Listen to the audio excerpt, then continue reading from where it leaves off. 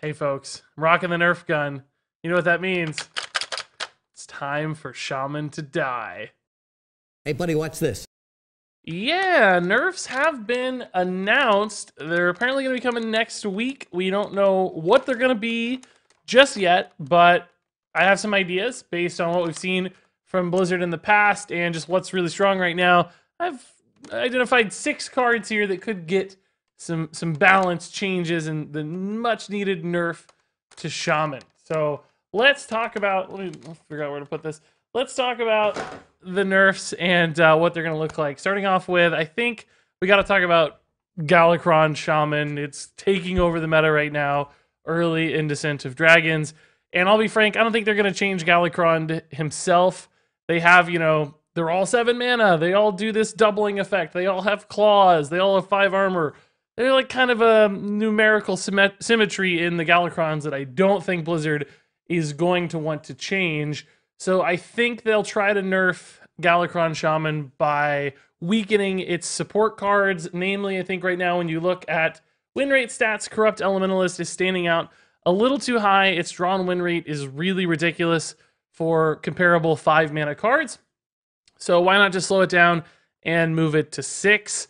Frankly, I don't even know if that's enough. It still feels like it might be a decent card, and it still lends pretty nicely to an on-curve turn 7 Galakrond, but Blizzard usually doesn't skip mana too much. They could go to 7, but then that starts to feel a little too weak, perhaps. What I would actually do to this card is make it like an end-of-turn effect for the Invoke instead, so there aren't also Battle Cry synergies happening with Corrupt Elementalist empowering things like Shutterwalk later in the game as well. So this is an easy change in the Blizzard style. Again, this isn't exactly what I'd recommend, but it's a possibility for sure, and probably even a likely target.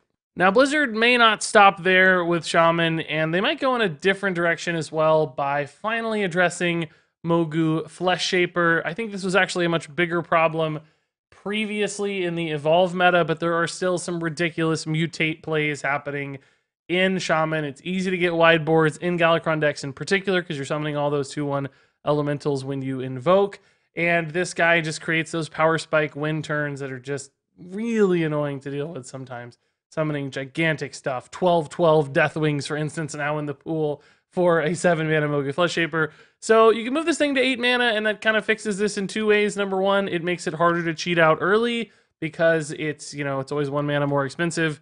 You got to have more stuff on board. That's a little bit harder to achieve. Beyond that, 9 drops are often considerably worse than 7 drops when it comes to high pressure minions. There's a lot of those like 4 attack dragons in the pool, for instance, that although big, they don't necessarily kill you in like 2 turns. Gives the opponent a little bit more time to work, and there are certainly some low rolls as well in the 9 mana pool, although still good minions too, to be fair. You could also just go to 9 mana with this thing. That is going to make it really hard to play, but there are some really good 10 drops in the pool too, so there's some downsides to that. Maybe 8 mana makes this the sweet spot with Mutate. You could also maybe change Mutate into a 1 mana spell. I mean, that doesn't feel good compared to things like Unstable Evolution.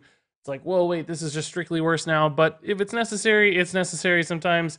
And one of the 2 cards is the problem.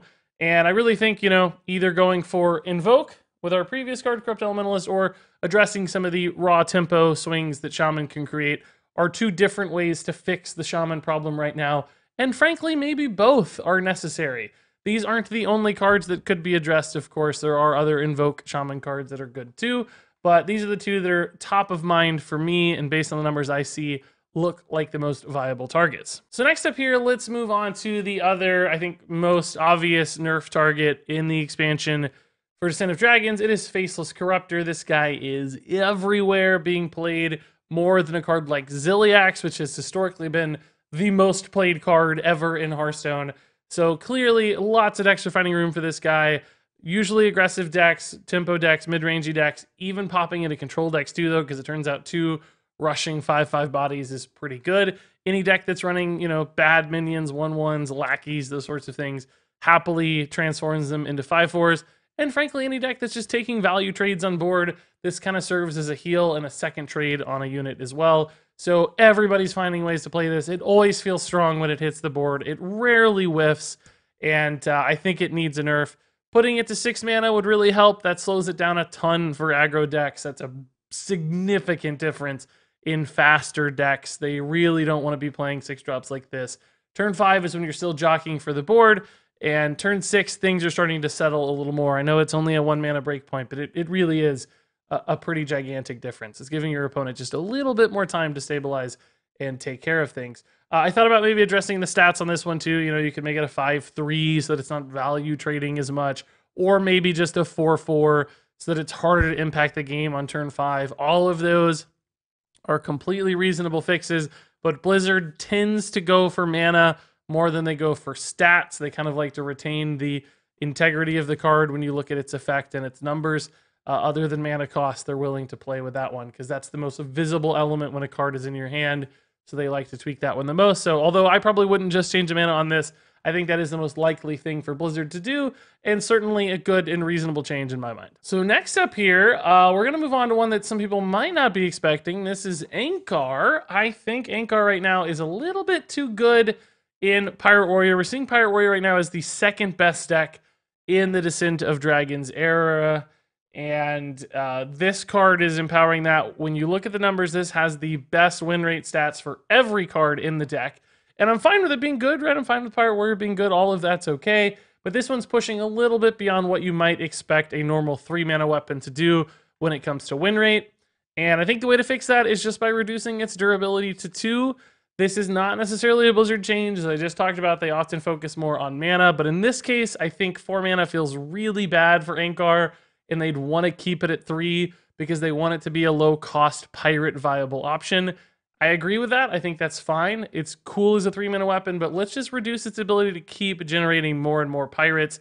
This way you only get 2. You get less attacks to utilize as well, so it's just pulling the power level down pretty significantly on this one. It's still good for those first couple turns, but it doesn't stretch out quite as long into the mid-game with all of this ridiculous resource value that it generates right now.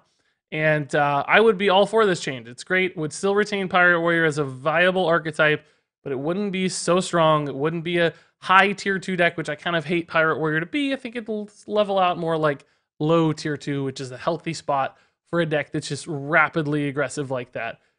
You don't want those to be too dominant because they can be pretty frustrating and helpless to play against.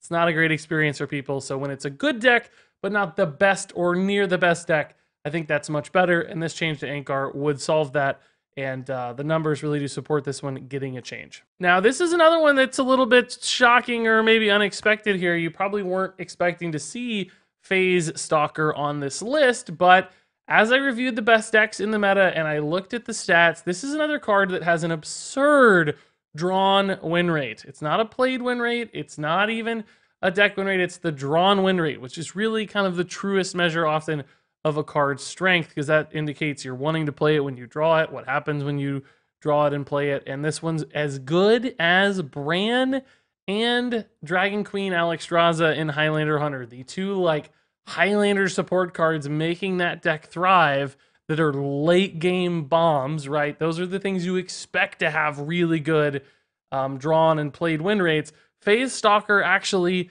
holds very close to both of those. It comes in just a little bit behind, but ahead of everything else in the deck. And for a 2-mana card, that's kind of ridiculous. Now, I'll say Masked Contender actually has very similar stats in the past in Secret Hunter. So it turns out these secret cheating cards are sort of under the radar really, really good and making Secret Highlander Hunter as viable as it is. And I'm fine with it. Frankly, I like Secret Highlander Hunter. I think it's a cool deck to play against. I don't think it's OP. So this is absolutely a change I would not make. I think it's okay as it is. I'm, again, not recommending this, but I do think it's possible based on the numbers. Blizzard tends to look at those kind of win rate spike numbers early in the game, things that don't match up with where they're expected to live. And Phase Stalker does represent that a little bit. So don't be shocked if this is one of those like seemingly random nerfs that comes out and people are like, what? But it does kind of make sense when you break it down statistically. So I'm against it, but I think it's a possibility. And then finally here, this is another one I would kind of hate to see in a way, but I'm worried that Blizzard might nerf Dragon Queen Alexstrasza just to help keep Highlander decks in check. I don't know if they want the archetype totally running rampant across the meta. And I think if you adjust down Galakron Shaman, you're going to see a lot of Highlander decks rise even farther to the top of the meta. And with cards like Zephrys and Dragon Queen Alexstrasza, powering them from the neutral set, Blizzard might want to rein that in a little, and I can almost guarantee you they won't change Zephrys. That's like their baby. It's a card they've loved. They've spent so much time on. It's working at 2 mana.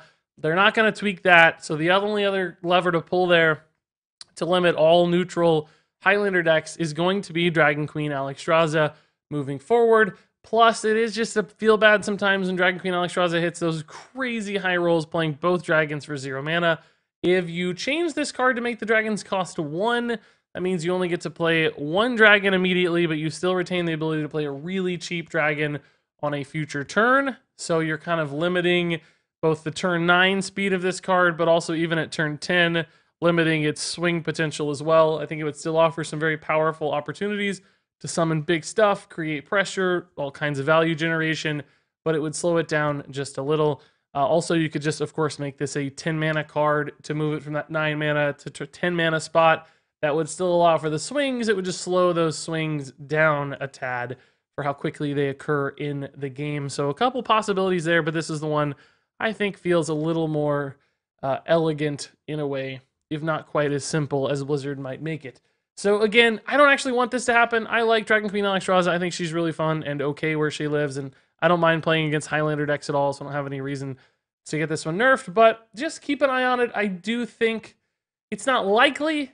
It's just, don't be totally shocked if this one happens. And there you go. Those are the cards I think might get nerfed. Mainly it's going to be Shaman, I'm sure, but I bet we see a few random things tossed in. There might even be like a Divine Spirit nerf that hits or something ridiculous that you're just not expecting. They always do that where it's like 3 of these cards make sense, then 1 is like, what? And they're just prepping for future expansion content or just getting ahead of the curve on something they expect to be a problem in the future. So we won't know what these are probably still for at least a few days. Probably early next week we'll hear about the nerfs, and who knows when the patch will actually land. But I'm looking forward to seeing what they are, because I definitely don't like playing Shaman Stone and Galakron everything everywhere right now on the ranked ladder, and I'm sure this will help fix that problem. That said, if you guys have any thoughts on what these nerfs might be, how you would fix things, I of course want to hear your incredibly intelligent insights in the comments below. But until then, thanks much for watching, and until next time, game on.